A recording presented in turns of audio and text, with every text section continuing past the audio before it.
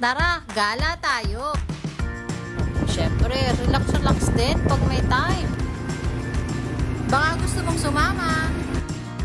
Malapit lang ang destination natin ngayon kasi nga, gabi na. I-try natin yung coffee shop. Dito lang yan sa may Santo Domingo. Dito sa may Bae.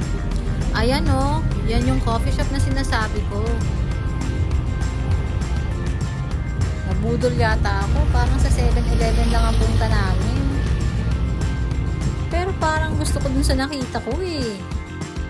Kasi nga pag gusto, may paraan. Kaya tara, dun tayo pupunta. Oh, wait lang, huwag excited. Tatawid pa tayo.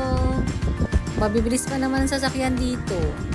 I-try natin kung anong meron dito sa Ibarra.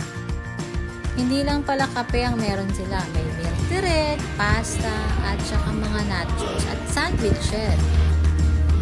Subukan nga natin ang nachos at saka milk tea nila.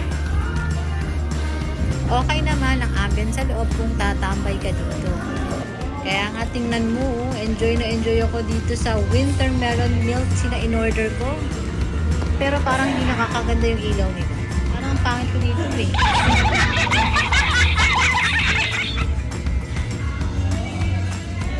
Akala mo ba okay na yon?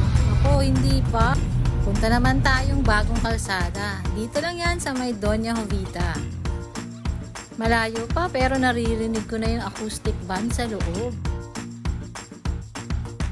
I-try naman natin itong Baga Manila. Ayun nga, pagdating namin, oh, may pa-free taste agad. Kaya lang medyo hindi ko bet.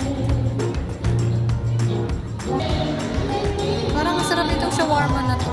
Kaya naman napa-order na nga ako ng isang large size. 150 pesos lang. Kung mahilig ka sa biryani, magugustuhan mo ito. Pero ako kasi hindi ko masyado bet.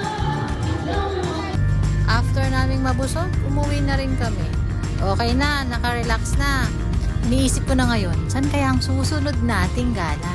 Baka may idea ka, i-comment mo lang dito. Peace and love! Thanks for watching!